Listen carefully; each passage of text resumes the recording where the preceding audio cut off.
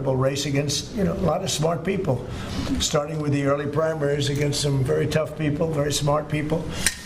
And he beat them easily, and I congratulated him. And we talked about some things in very strong common, like housing and getting housing built, and food and prices, and the price of oil is coming way down.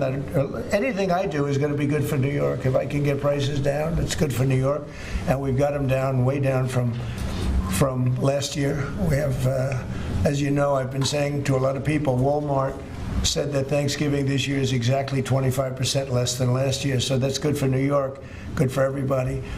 But I just want to congratulate. I think you're going to have, hopefully, a really great mayor. The better he does, the happier I am, I will say. There's no difference in party. There's no difference in anything. And we're going to be helping him to make everybody's dream come true, having a strong and very safe New York. And congratulations, Mr. Mayor. Thank you, Mr. President. Thank you. I appreciate it. Please. I appreciated the meeting with the President, and as he said, it was a productive meeting focused on a place of shared admiration and love, which is New York City, and the need to deliver affordability to New Yorkers, the 8.5 million people who call our city their home, who are struggling to afford life in the most expensive city in the United States of America. We spoke about rent, we spoke about groceries, we spoke about utilities, we spoke about the different ways in which people are being pushed out, and I appreciated the time with the President, I appreciated the conversation. I look forward to working together to deliver that affordability for New Yorkers. Thank you very much. Any questions, please? President Trump, Stephen Nelson from the New York Post. I've got a question for you and then also one for the mayor-elect. For you, you've referred to Mr. Mamdani as a communist. Could you describe why you feel that way? And also, will you do anything to stop him from arresting Prime Minister Netanyahu if he visits New York? Well, we didn't discuss your second part of the question, and on your first part, I mean, he's got views that are a little out there, but who knows? I mean, we're going to see what works, or he's going to change also. We all change. I changed a lot. From when I first came to office. It's now quite a while ago. It's quite a while. My first term was great. We had the greatest economy in the history of our country. We're doing even better now. We're doing much better now than we did even the first term. And I can tell you some of my views have changed. And we had discussions on some things. I'm not going to discuss what they were, but that I feel very confident that he can do a very good job. I think he's going to be. I think he is going to surprise some conservative people, actually, and some very liberal people. He won't surprise them because they already like him. And for Mr. Mamdani, it sounds like you had a productive discussion, but just days ago you referred to President Trump as a despot who had betrayed the country. You said you'd be his worst nightmare and accused him of having a fascist agenda. Are you planning to retract any of these remarks in order to improve your relationship? I think both President Trump and I, we are very clear about our positions and our views, and what I really appreciate about the President is that the meeting that we had focused not on places of disagreement, which there are many, and also focused on the shared purpose that we have in serving New Yorkers. And frankly, that is something that could transform the lives of the 8.5 million people who are currently struggling under a cost of living crisis, with 1 in 4 living in poverty. And the meeting came back again and again to what it could look like to lift those New Yorkers out of struggle and start to deliver them a city that they could do more than just struggle to afford it, but actually start to live in it. And I've been called much worse than a despot, so it's not that insulting. But maybe I think he'll change his mind after we get to working together. Yes, please. Mr. President, Anthony Marshak from MTV Lebanon. I would like to ask you a question about the Middle East regarding, you said that Hezbollah in Lebanon is not in a good position, and Lebanon now is the final unresolved after Gaza and Syria. Given your assessment, like, what do you say for the Lebanese today? It's the Independence Day in Lebanon, and what is your next move to push toward disarmament, the disarmament of Hezbollah? Well, we are pushing for total disarmament of Hamas and, frankly, everybody else. And we actually have peace in the Middle East. As you know, the King of Saudi Arabia just left yesterday. We had some great meetings, and he's made a contribution toward the United States of more than $1 trillion. We have now over $20 trillion coming in. No country has ever had anything like that, not even close. If you go to $2 trillion or $1 trillion, it's a lot. We have $20 or $21 trillion. I think that Hezbollah has been a problem in Lebanon, big problem. We're working with Lebanon. We're working with everybody in the Middle East. That's another thing I think we have in common. We want to see peace in the Middle East, and we actually have now for the first time peace in the Middle East after 3,000 years. And now we're going to refine it, and I think you're going to see some very positive things happen. There is a potential to invite the Lebanese president to meet you to the White House. I would do that, absolutely. And if the mayor would like to be here for that meeting, because I know he feels very strongly. I think you feel very, very strongly about peace in the Middle East. I think we desperately want it, and that's something that I shared with the president, that when I spoke to New Yorkers who had voted for the president last November on Hillside Avenue and Fordham Road, I asked them why. I heard again and again two major reasons. One was that they wanted an end to forever wars. They wanted an end to the taxpayer dollars we had funding violations of human rights, and they wanted to address the cost of living crisis. And I appreciated the chance to discuss both of those things. He said a lot of my voters actually voted for him, and I'm okay with that. I have this hat as well. I'll do that. I'll sign it. Give it to me. I'll sign it. Pues ahí estamos escuchando la rueda de prensa desde el despacho Oval. Donald Trump reunido con Mamdani. Dicen que van a luchar por tener un mejor futuro de los ciudadanos de Nueva York. Además, Donald Trump, que ha dicho que quiere que a Nueva York le vaya bien a todo momento, y que han hablado de cosas que tienen en común, no más de las discusiones o de las críticas y calificativos que hacían justo en ese momento de las elecciones de Nueva York, en el que ganó Mamdani. Además, dice que va a ayudarle en todo momento Donald Trump a Mamdani, y que cree que el alcalde de Nueva York va a sorprender a algunos de los conservadores con estas acciones y estas conversaciones que acaban de tener. Además, está haciendo referencia a la paz en Oriente Medio, Donald Trump, que dice que están presionando para el desarme de Hamas. Vamos a continuar escuchando.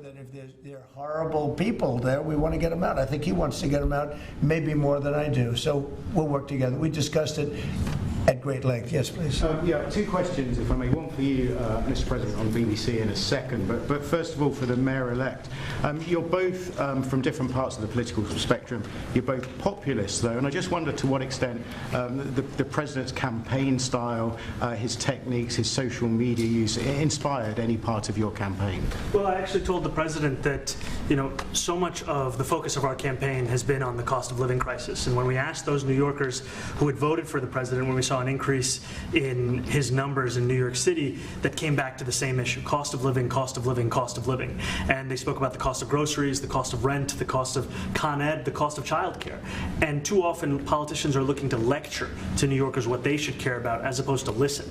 And when we spoke to those voters who voted for President Trump, we heard them speak about cost of living. We focus on that same cost of living, and that's where I am really looking forward to delivering for New Yorkers in partnership with the president on the affordability agenda. And I think we have to work a little bit. We talked about Con Edison. We have to work a little bit on getting the prices, because we've gotten fuel prices way down, but it hasn't shown up in Con Edison. And we're going to have to talk to them. If we're sending them fuel at a much lower price than it was a year ago, which is true, we have to get Con Edison to start lowering the rates. Absolutely. And if I may, last week you told me you were pushing ahead with your plans to sue the BBC for up to $5 billion. You were going to speak to Prime Minister Starmer as well. Is there any progress or any updates on those issues? Well, we get along very well with the Prime Minister. We made a deal with UK. I like him. He's a fine person, and I think they have some big energy problems. They've got windmills all over the place. They're going to have to start using other methods, because their energy is out of control. Talking about in the UK, it's out of control, and he's got that problem. He's got a big immigration problem, as you know, and he's got a big energy problem, and we talk about it. He's a good man. Prime Minister's a good man. You have a chance to speak this week. I haven't spoken this week. Have you spoken to President Zelensky, or do you intend to meet with him, President Zelensky, about your plan? Are you going to meet with him? I've spoken with their people. We have a plan. It's horrible what's happening. It's a war that should have never happened. It would have never happened if I was president, and it's a shame. And I thought they should have acted quicker. But it's a cold winter, and a lot of the you talk about utilities, but a lot of the big energy-producing plants have been under attack, to put it mildly, to put it nicely. We have a way of getting peace, or we think we have a way of getting peace. He's going to have to approve it. Just so sad. So many people. month, they lost 25,000 soldiers. This is something, we haven't seen anything like this since the Second World War. And they're averaging 6,000 or 7,000 a week between the two of them, dead soldiers. And it goes on, and I think they're getting reasonably close, but I don't want to predict. I would have said that would have been one of my early ones. I did 8 peace deals of countries, including in India, Pakistan. You could even go, in fact, they're coming here in a week or two, go to the Congo and Rwanda. That was 10 million people dead, and we worked something out on that, but so many. And the one I thought would have been, for me, because I have a very good relationship with President Putin, I thought that would have been maybe quicker, but it does take 2 to tango. And now you just see all the death. And you know, it doesn't affect us other than the fact that we don't want to see all those people that really, it's on the other side of the ocean. It's a war that should have never happened. It did happen. I blame the person also sitting right behind this desk. This is a war that should have never happened, and it wouldn't have happened if I were president. But we're trying to save a lot of lives. They're losing 25, think of that, 25,000 lives over the last short period of time. That's Ukrainian and Russian. And it's a shame. What happens if President? I want to ask the mayor-elect about a House resolution. It just passed overwhelmingly to condemn socialism, including with 86 Democrats, all of House Dem leadership, and the minority leader, Hakeem Jeffries, despite his endorsement of you. What's your reaction to that? I have to be honest with you, I've focused very little on resolutions. Frankly, I've been focusing... Condemn socialism. I understand. I think the focus is on the work at hand. I can tell you I am someone who is a democratic socialist. I've been very open about that. And I know there might be differences about ideology, but the place of agreement is the work that needs to be done to make New York City affordable. That's what I look forward to. And I want to clarify your answer to Stephen Nelson. He asked about your comment calling the president a fascist, and your answer was, both President Trump and I have been clear about our positions and our views. Are you affirming that you think President Trump is a fascist? I've spoken about... That's okay, you can just say yes. Okay. It's easier. It's easier than explaining it. I don't mind. And Mr. President, I wanted to ask you also about this Ukraine plan. President Zelensky said today that his country would risk either giving up a partner or giving up its dignity. There's been criticism that this deal proposal... He doesn't like it? It's unclear. He was sort of tenuous about it. He'll have to like it, and if he doesn't like it, then, you know, they should just keep fighting, I guess. You know? The suggestion that he made, though, was that if he doesn't accept it, that the U.S. would pull back its support for Ukraine. Is that well, at some point he's going to have to accept something. You know, he hasn't accepted. You remember right in the Oval Office not so long ago, I said, you don't have the cards. Don't forget, I inherited this war. I would have never, this war never would have happened. I inherited this war.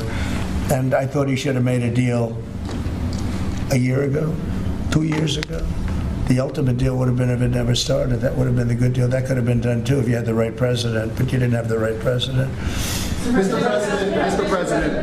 Mr. President, the cost of living is something that you and Mr. Mamdani seem to agree on. Democrats have run New York City for a long time, Mr. Mamdani. Do you see Democrat policy specifically as being a problem? And I'd like that be a question that both of you could answer in New York City. Look, I think that there are many things in our city where we have to own the responsibility of it, things that existed long before the president was the president, and those are also part of the message of our campaign, was to take on a broken politics of the past. And I ran against a number of candidates who represented different versions of that past. And what we found time and again is that working people were left behind in the politics of our city. And what we're looking to do is put those people right back at the heart of our politics so that we don't have a situation where we're in the wealthiest city in the history of the world, and yet 1 in 5 can't even afford $2.90 for a Metro card. Mr. Mamdani. You know, we had some interesting... Donald Trump, que está hablando precisamente sobre esos avances, esa curva hacia la paz de Ucrania y Rusia. Dice Donald Trump que no les va a quedar otra, que sobre ese fin de la guerra ha hablado con su gente, que tienen un plan y que es horrible lo que está pasando, pero que es una guerra que nunca debía haber ocurrido, que es una guerra heredada en este segundo mandato de Donald Trump y que creen que tiene esa manera manera de lograr la paz. Además, Donald Trump, que ha hecho referencia a las 8 paces que ha conseguido en este segundo mandato y que esta va a ser la siguiente, la de Rusia y Ucrania, a pesar de que pensaba que iba a ser mucho más sencillo debido a su buena relación con Vladimir Putin, pero ha hecho referencia a que se necesitan 2 personas para bailar tango, es decir, que Zelensky puede querer la paz, pero que si Rusia no quiere no van a poder llegar a ella, pero que están caminando hacia eso. Vamos a continuar escuchándoles. No, I don't know. Would you want to respond? Yeah, I think what I've shared with the president is our desire to not only follow the laws of our own city, laws that protect New Yorkers, but also a desire for consistency in our politics across the board, and that's something that we've talked about and something that I know many New Yorkers want. We work with ICE. We work with ICE. We discussed ICE and New York City, and I spoke about how the laws that we have in New York City allow for New York City government to speak to the federal administration for about 170 serious crimes. The concerns that many New Yorkers have are around the enforcement of immigration laws on New Yorkers across the 5 boroughs, and most recently we're talking about a mother and her 2 children, how this has very little to do with what that is. Mr. Mamdani, What we did is we discussed crime. More than ICE per se, we discussed crime. And he doesn't want to see crime, and I don't want to see crime. And I have very little doubt that we're not going to get along on that issue. He wants to, and he said some things that were very interesting as to housing construction, and he wants to see houses go up. He wants to see a lot of houses created, a lot of apartments built, etc. And you know, we actually, people would be shocked, but I want to see the same thing. Mr. Mamdani, anti-Israel protesters. Jack? Yeah, Mr. President, I wanted to know one of the policies as well that Mayor-elect Mamdani talked a number of times about on the campaign was shifting the tax burden for property taxes from what he called minority communities to white-based communities and putting more taxes on white people. I also noticed that in your acceptance speech you didn't mention anything about America or Christians or white people in general, and so I didn't know if that was one of the policies that you guys had spoken about. We focused on affordability, we focused on the cost of living crisis. What I will say is that I am very much interested in property tax reform, because what we see right now in New York City is a system that is so inequitable that it can't even stand up in court. And the President and I spoke about the importance of not only building more housing, but also making sure that regulation of housing is something that is manageable to actually get through and not the cause of yet another weight that we see in our city. But to be clear, you're continuing this idea of race-based property taxes. No, to be very clear, what you said. No, the use of the term was a description of neighborhoods, not a description of intent. So you intend to tax the whiter neighborhoods more? No, we intend to create a fair property tax system because we want a New York City that is not only fair and equitable, but also one that every New Yorker can afford. Mr. Mamdani, anti-Israel Please, go ahead.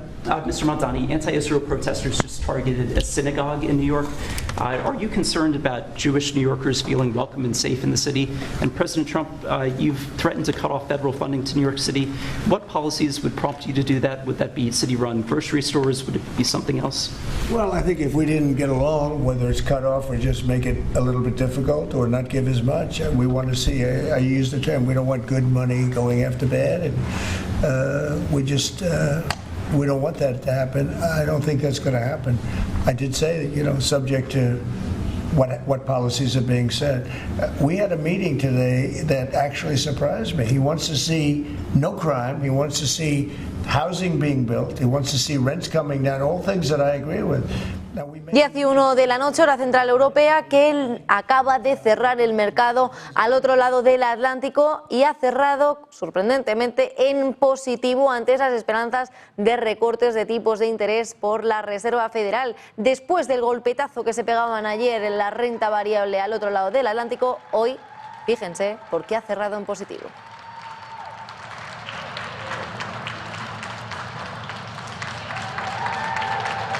Ahí estamos escuchando la campana de Wall Street, que cierra en esta jornada al alza, cierra en positivo ante las esperanzas de ese posible recorte de tipos de interés. Estábamos escuchando también las palabras de Donald Trump reunido. Enseguida vamos a volver a él, pero mientras tanto el presidente del Banco de la Reserva Federal de Nueva York, John Williams, que ha indicado que todavía no ve margen, que todavía ve ese margen para que el Banco Central reduzca esos tipos de interés en diciembre, que no está todo paralizado y que no es del todo posible que pueda mantenerse los tipos de interés, lo que ha producido una aceleración en el mercado de Wall Street y un resultado positivo. Así ha cerrado Wall Street durante el día de hoy. Vamos a seguir escuchando a Donald Trump y enseguida repasamos el mercado de renta variable. When Bernie Sanders was out of the race, I picked up a lot of his votes, and people had no idea because he was strong on not getting ripped off in trade and lots of the things that I've practiced and been very successful on. Tariffs, a lot of things. Bernie Sanders and I agreed on much more than people thought, and when he was put out of the race, I think quite unfairly, if you want to know the truth, many of the Bernie Sanders voters voted for me. And I felt very comfortable, frankly, in seeing that and saying that. And, you know, it just turned out to be a statistical truth. But, no, I feel very comfortable. I would feel very, very comfortable being in New York, and I think much more so after the meeting. Yes, please. Thank you, Mr. President. I have a question for you, but a very quick one for the mayor. Why did you fly here? Aren't trains greener? I'll use every form of transit, and I want to make sure that they're all affordable in New York City, and that's why making buses fast and free is a centerpiece of our campaign. There is a bus that goes. Well, but I know, but if he flew, that's a lot quicker too. No, you know, I mean, he's working very hard. For him to be, that's a very long drive. I'll stick up for you. You know, the plane takes you 30 minutes, and driving takes you a long Mr. time. President, I was wondering if you could clear up some confusion around a Washington Post report. There was this explosive report that the Coast Guard is no longer going to characterize swastikas and nooses as hate symbols. DHS called that a lie and fake news. Can you clear up? I don't know anything about it. When was this written? I think yesterday. Well, look, the Coast Guard's an incredible group of people. I know them very well. We just ordered a lot of new Coast Guard cutters, beautiful, the most magnificent ship. They look like yachts with lots of guns on them. So I don't know, I haven't seen any report like that, but certainly we want them to remain a great force, and they are. Mr. President, peacemaker, and you did the peace in all the 9 months around the world. I would like to ask Mr. Mamdani, you've accused the U.S. government of committing genocide in Gaza while President Trump was working on peace. Why that? I've spoken about the Israeli government committing genocide, and I've spoken about our government funding it. And I shared with the President in our meeting about the concern that many New Yorkers have of wanting their tax dollars to go towards the benefit of New Yorkers and their ability to afford basic dignity. And what we see right now is we're in the 9th consecutive year of more than 100,000 school children being homeless in our city. And there's a desperate need not only for the following of human rights, but also the following through on the promises we've made New Yorkers. And I appreciated the meeting we had and the work that we can do. Do you agree that President Trump did do a peace and he worked hard to make the peace? Because he worked hard to do the peace in the Middle East and everywhere. Do you agree with that? I appreciate all efforts towards peace, and I shared with President Trump that when I spoke to Trump voters on Hillside Avenue, including one of whom was a pharmacist that spoke about how President Trump's father actually went to that pharmacy not too far from Jamaica Estates, that people were tired of seeing our tax dollars fund endless wars. And I also believe that we have to follow through on the international human rights, and I know that still today those are being violated, and that continues to be work that has to be done no matter where we're speaking of. Mr. President, question for Mr. Thank you, Mr. President. Do you view the mayor-elect as the true leader of the Democrat Party? And do you think Leader Schumer's and Leader Jeffries, have to follow his lead? Well, look, I hope they have great leaders. This is a man that right now I think is focused in New York City. I really think he has a chance to do a great job. We're going to help him, but I really think he has a chance to do a great job. But I'll let you answer that. You consider yourself the leader of the Democrats. I think it's more appropriate for him. I consider myself the next mayor of New York City, and I keep my horizons firmly on New York City, and I appreciate the meeting with the president, which focused again on the 5 boroughs and whether New Yorkers could afford to live there. By the way, being the mayor of New York City is a big deal. Absolutely. I always said, one of the things I would love to be someday is the mayor of New York City. Being the mayor of New York, and especially now, because I think you're at really a turning point, one way or the other. It could go great, or it can go in a different direction, and I think you really have a chance to make it great. Mr. President, you said you love New York City. Mr. Mamdani, does New York City love President Trump? New York City loves a future that is affordable, and I can tell you that there were more New Yorkers who voted for President Trump in the most recent presidential election because of that focus on cost of living, and I'm looking forward to working together to deliver on that affordability agenda. I got a lot of votes. One more, go ahead. One or two more, go ahead. I tell you, the press has eaten this thing up. You know, I've had a lot of meetings with the heads of major countries. Nobody cared. This meeting that you people have gone, you know, outside you have hundreds of people waiting. This is just a small little group. For some reason, the press has found this to be a very interesting meeting. The biggest people in the world.